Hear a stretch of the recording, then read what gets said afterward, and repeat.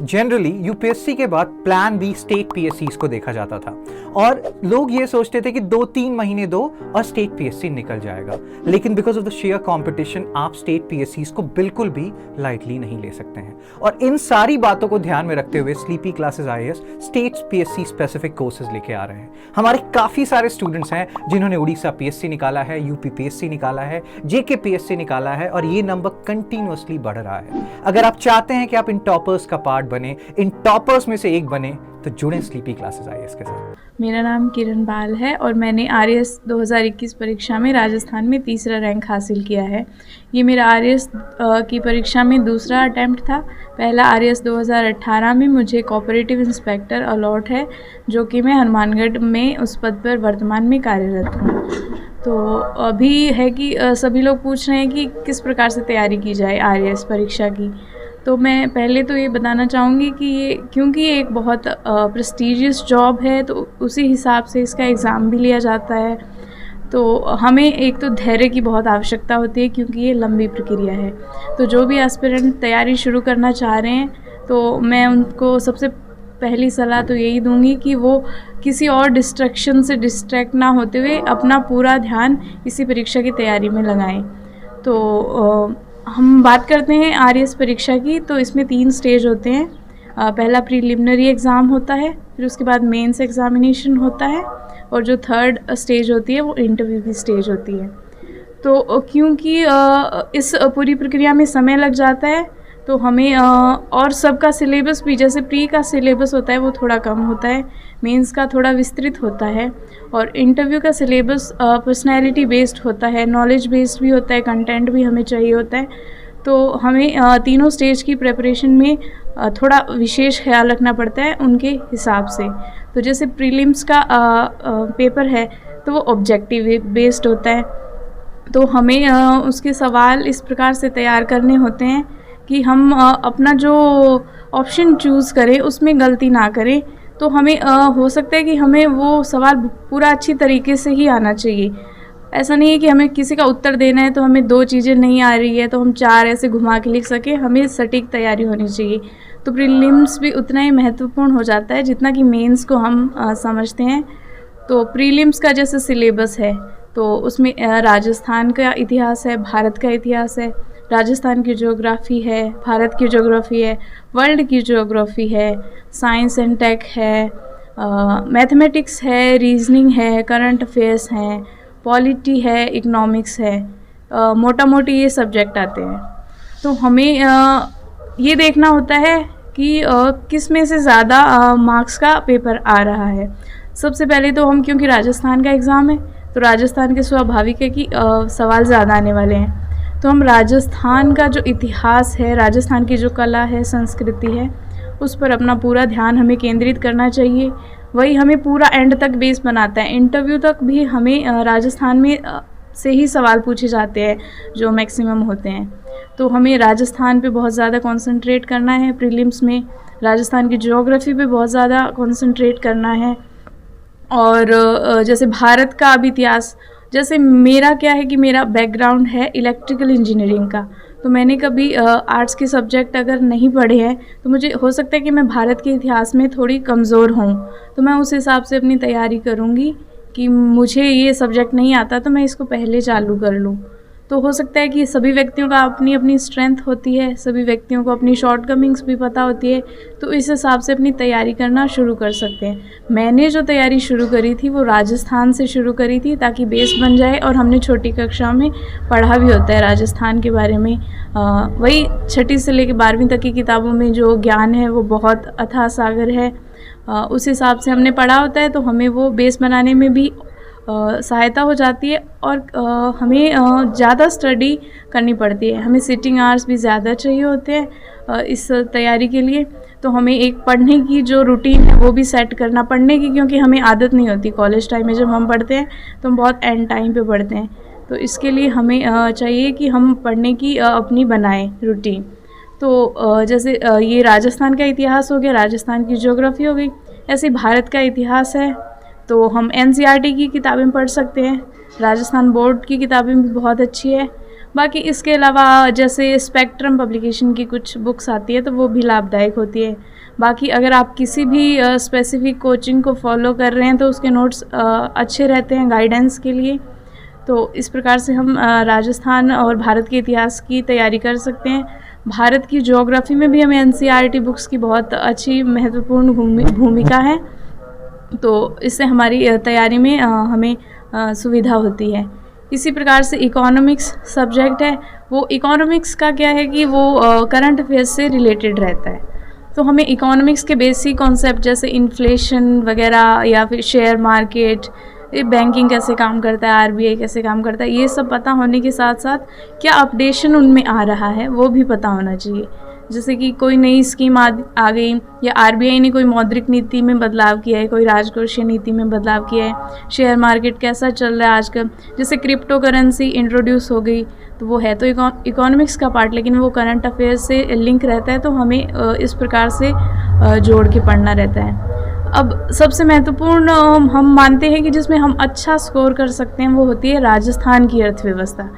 तो राजस्थान की अर्थव्यवस्था का जो महत्वपूर्ण पार्ट आता है वो हमारे राजस्थान का जब बजट घोषित होता है उससे पहले राजस्थान की आर्थिक समीक्षा जारी की जाती है। तो वो जो पुस्तक है वो बहुत ही ज़्यादा इम्पॉर्टेंट हो जाती है, क्योंकि हमारे सवाल सीधे आते हैं प्रीलिम्स में कि राजस्थान की जीडीपी क्या है, राजस्थान की प्रति व्यक्ति आय क्या है, राजस्थान में कृषि उत्पादन कितना है, किस प्रकार से महिला मृत्यु दर है, शिशु मृत्यु दर है, इस प्रकार के सवाल सीधे आते हैं। तो हमें अपना बहुत ज़्यादा कंसंट्रेशन करना है राजस्थान का जो आर्थिक सर्वे रिलीज़ होता है सरकार की तरफ से ऑफिशियल, उस पर ये हमें बहुत हेल्प करेगा अपने प्रीलिम्स एग्ज़ाम के लिए। अब जिन व्यक्तियों ने अपनी ग्रेजुएशन में या स्कूल टाइम में मैथमेटिक्स और रीजनिंग पढ़ी रहती है उनके लिए एक फ़ायदा हो जाता है कि 20 लगभग सवाल आएंगे मैथमेटिक्स से, तो उनका फ़ायदा हो जाता है कि उनको उतना ज़्यादा उस पर ध्यान नहीं देना पड़ता है, या फिर वो एक बार रिवाइज़ कर लेंगे अपने पुराने कॉन्सेप्ट्स को तो उनका हो जाता है, सवाल सही होने की संभावना ज़्यादा हो जाती है। लेकिन जिन बच्चों ने स्टूडेंट्स ने नहीं पढ़ा रहता है मैं उनको सलाह दूंगी कि वो साथ के साथ अगर मान लो कि हिस्ट्री पढ़ रहे हैं तो एक प्रश्नावली या एक टॉपिक कोई भी वो उस मैथमेटिक्स या रीजनिंग के टॉपिक से एक दिन में कर सकते हैं, तो वो हमें ये भी नहीं लगेगा कि हमारा मैथमेटिक्स का बहुत ज़्यादा हार्ड कोई टॉपिक है और हमारा प्रेपरेशन भी साथ ही साथ ही हो जाएगी। तो हमें इस पे अच्छे से कंसंट्रेट करते हैं। बाकी इंडियन पॉलिटी आती है, तो इंडियन पॉलिटी एक ऐसा सब्जेक्ट है जो हमें हर स्तर पर हमारे काम आएगा, हमारी लॉजिक डेवलप करने के भी काम आता है, हमें ऐसे लिखने में भी काम आता है।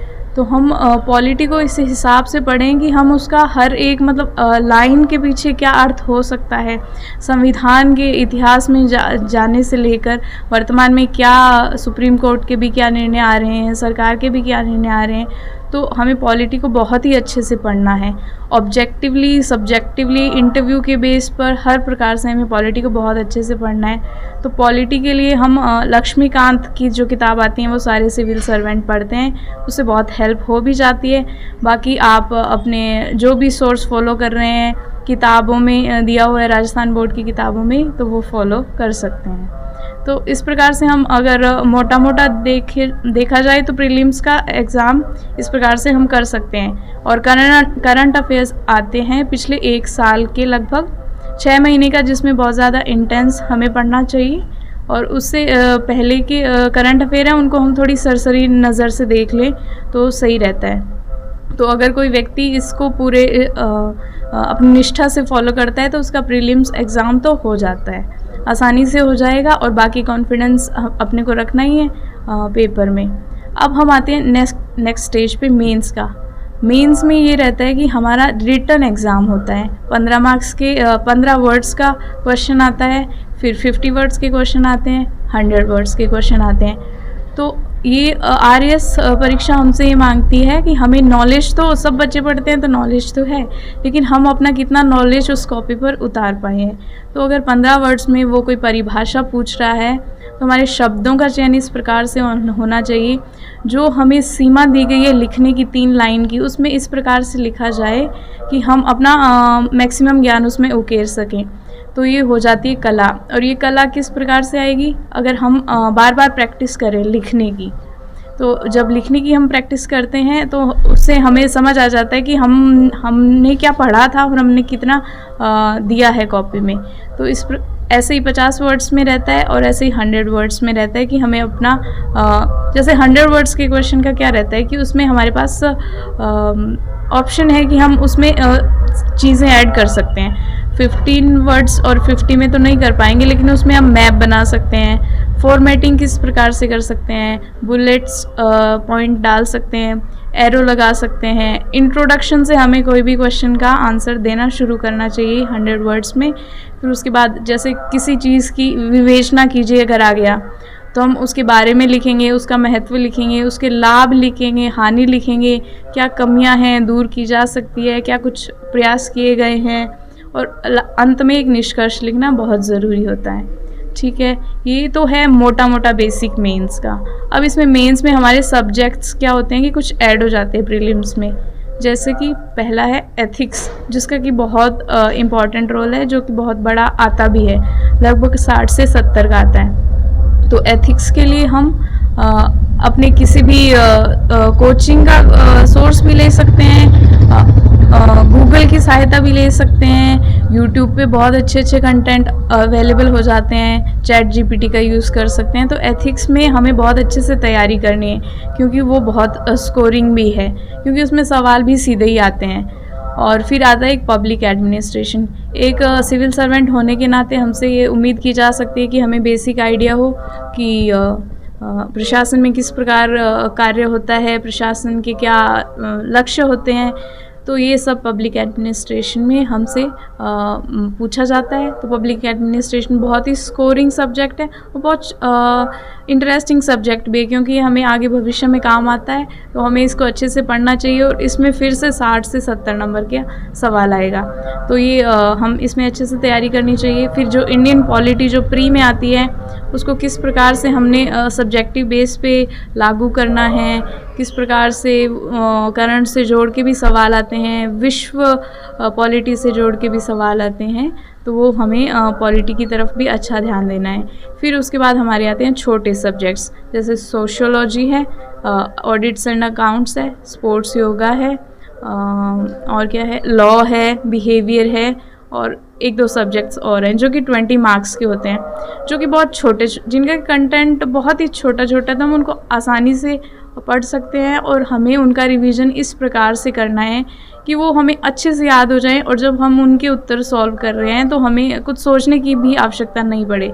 जैसे लॉ में क्या आएगा, डेफिनेशन आएगी, तो हम डेफिनेशन को बहुत अच्छे से लिखें, क्योंकि उसमें से बड़ा सवाल आते नहीं हैं। जो छोटे सब्जेक्ट्स हैं तो उसमें छोटे सवाल ही आते हैं, तो हमें वो बहुत अच्छे से लिखने होते हैं। तो और सबसे इम्पॉर्टेंट रहता है हमारा जो चौथा पेपर होता है GS4, जिसमें होता है हिंदी और इंग्लिश। तो हिंदी का पेपर 120 नंबर का है और इंग्लिश का पेपर 80 नंबर का है। तो अक्सर क्या है कि हिंदी माध्यम के विद्यार्थियों के साथ ही इश्यू हो जाता है कि उन्हें इंग्लिश में थोड़ा लगता है, अनईजी लगता है, अनकंफर्टेबल लगता है। तो हम क्या कर सकते हैं, जैसे ग्रामर का जो पार्ट है, जैसे एंटोनिम है, सिनोनिम है, वन वर्ड है, या फिर नैरेटिव्स है, पैसिव है, एक्टिव है, इनडायरेक्ट है, डायरेक्ट। तो हम एक कोई टॉपिक तैयारी के साथ साथ डेली का कर लें, तो हमको ऐसा भी नहीं लगेगा कि हमने बहुत ज़्यादा इंग्लिश पढ़नी है, और हमारा साथ में भी हो जाएगा। इसी प्रकार से हम हिंदी में जो 50 नंबर की व्याकरण आती है, जैसे विलोम शब्द है, युग्म शब्द है, या फिर संधि पढ़नी है हमें, या जो शुद्ध अशुद्ध वाक्य शब्द हैं, तो ये हम साथ साथ एक टॉपिक एक दिन में आसानी से कर सकते हैं। तो ऐसा नहीं हो कि जब फिर मेंस आने वाला हो तो हम बैठ के विलोम शब्द याद कर रहे हैं। उससे अच्छा हो कि हम ये सब हमने जो 50 नंबर का कार्य है ये पहले ही कर लिया है, और मेंस के टाइम पे हम अपने ऐसे पे ध्यान दे रहे हैं, हम अपनी लेटर राइटिंग पे ध्यान दे रहे हैं, हम अपना पल्लवन संक्षिप्तीकरण पे ध्यान दे रहे हैं। तो हिंदी, इंग्लिश, और अगर हिंदी माध्यम के विद्यार्थियों को ये लगता है कि उनको इंग्लिश में सेंटेंस बनाना नहीं आ रहा है, तो ऐसा हार्ड एंड फास्ट रूल नहीं है कि हमें पूरा टेंस सही ही लिखना है।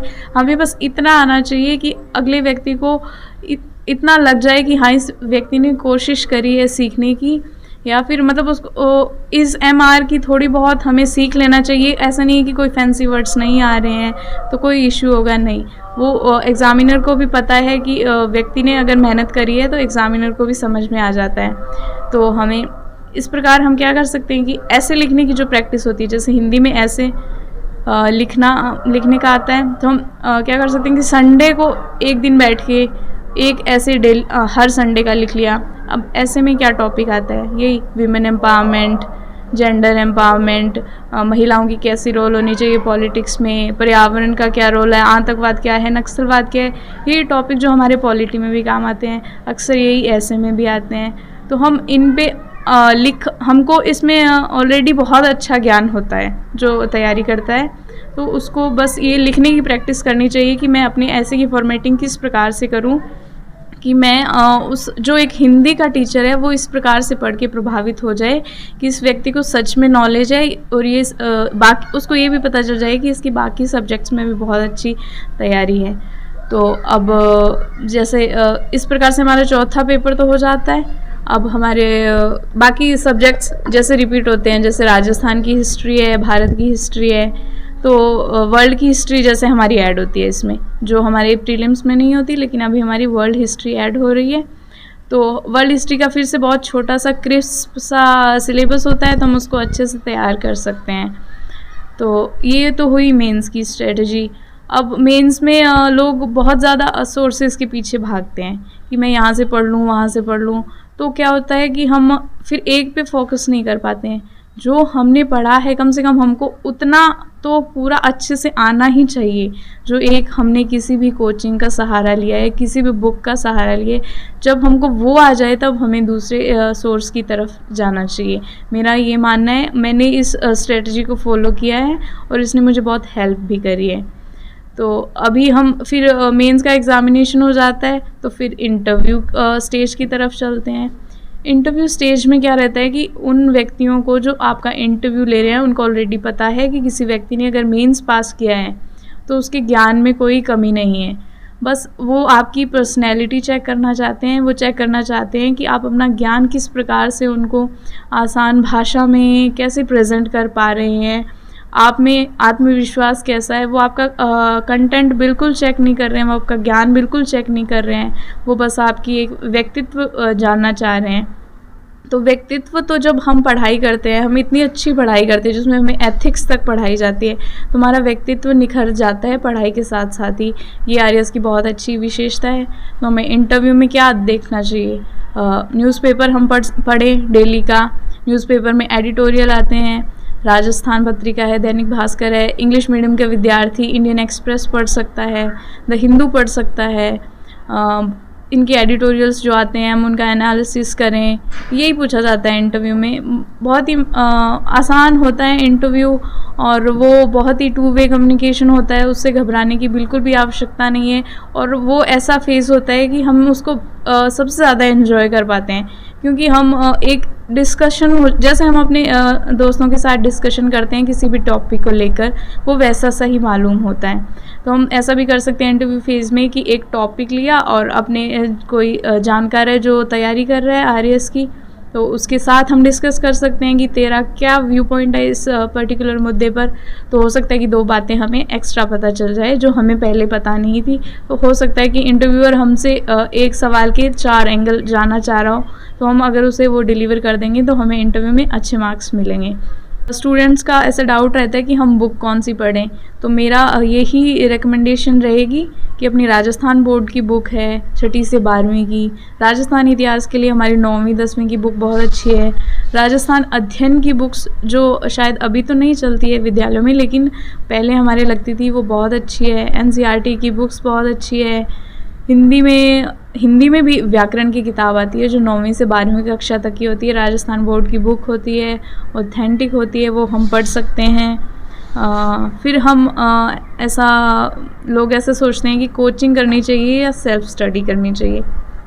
तो इसका एक मेरा ये मानना है कि कोचिंग में भी क्या होगा, कोचिंग में पढ़ाई करवाई जाएगी, जब तक व्यक्ति उसको रिवाइज़ नहीं करेगा, अच्छे से उस पर कॉन्सेंट्रेट नहीं करेगा क्या पढ़ाया जा रहा है, तो वो व्यक्ति अपने मतलब कोचिंग के ज्ञान को भी फिर वो पूरा यूटिलाइज़ नहीं कर पा रहा है। तो ये पर्सन टू पर्सन डिपेंड करता है। जैसे मैंने कभी नहीं पढ़ा था पहले आर्ट्स के सब्जेक्ट, तो मैंने सहारा लिया कोचिंग का और मुझे वहाँ से बेसिक ज्ञान प्राप्त हो गया, तो फिर मैंने उसको अपने दूसरे अटैम्प्ट में सेल्फ स्टडी में इवॉल्व करके पढ़ लिया। हम ऑनलाइन रिसोर्सेज पे बात करते हैं कि ऑनलाइन हम क्या पढ़ सकते हैं। तो ऑनलाइन बहुत अच्छे, यूट्यूब पे बहुत अच्छा कंटेंट है, गूगल पे बहुत अच्छा कंटेंट है। इसमें हम क्या कर सकते हैं कि जैसे हमने पॉलिटी का कोई मुद्दा पढ़ा, कि हमने जैसे कोई केस पढ़ा, जैसे केशवानंद भारती केस पढ़ा, उसमें हमको संविधान की फंडामेंटल व्याख्या करता है, उसको हम चेंज नहीं कर सकते। तो हम ऐसा देख सकते हैं कि सुप्रीम कोर्ट ने सो एंड सो क्या रिसेंट टाइम्स में क्या किया होगा, कि हम इसको ऐड करके अपने आंसर को ज़्यादा प्रभावशाली बना सकते हैं। तो जो ऑनलाइन रिसोर्सेज है उसका यूज़ तो हमें करना ही चाहिए। हमें गूगल, ChatGPT आजकल बहुत अच्छा ऑप्शन है जो हमें बहुत क्रिस्प आंसर देता है। जो फाउंडेशन के बच्चे हैं, जो कि शुरू से शुरू कर रहे हैं, एकदम प्रथम से शुरू कर रहे हैं, उनको मेरी ये सलाह रहेगी कि वो जो अपने सब्जेक्ट हैं वो बहुत अच्छे से पढ़ें, विस्तार से पढ़ें, क्योंकि बहुत समय है अभी आपके पास। तो शॉर्टकट ढूंढने की बजाय हम अपने ज्ञान को निखारने में अपना समय दें, जिससे कि हमारा व्यक्तित्व भी निखरेगा। और जिन बच्चों का अपकमिंग मेंस एग्ज़ाम है, जिन्होंने प्रीलिम्स एग्ज़ाम पास कर लिया है, उनसे मेरा यही आग्रह है या फिर आशा है कि उन्होंने प्रीलिम्स में बहुत अच्छे से पढ़ा होगा, तो अपना कॉन्फिडेंस लूज़ ना करें और जो पढ़ा है उसी को रिवाइज़ करते रहें। अगर 10 बार में याद नहीं हो रहा तो 20 बार भी याद कर सकते हैं, उसमें कोई बुराई नहीं है। किसी को कम याद होता है, किसी को ज़्यादा याद होता है। मैंने पर्सनली हर चीज़ को अगर 50 बार पढ़ा है तो उसमें मुझे कोई बुराई नहीं लगती कि मुझे इतना ज़्यादा पढ़ने में याद हो रहा है। तो मेरा यही मानना है कि खुद पे कॉन्फिडेंस रखें और अपनी पढ़ाई में जुटे रहें और अपने डिस्ट्रैक्शंस को दूर करने का प्रयास करें। थोड़े दिनों के लिए सोशल मीडिया, अगर आपको 2 महीने में आपका आरएएस एग्ज़ाम इतनी अच्छी पोस्ट पे पहुंचा रहा है, तो अगर आप थोड़े दिन सोशल मीडिया से दूर रह सकते हैं तो इसमें बिल्कुल भी कठिनाई की बात मुझे तो मालूम नहीं होती है। तो मैं यही सब एस्पिरेंट्स को बेस्ट विशेस भी देना चाहूँगी और मैं ये आशा करती हूँ कि सभी का पेपर भी बहुत अच्छा जाएगा इस बार जो चल रहा है। Thank you.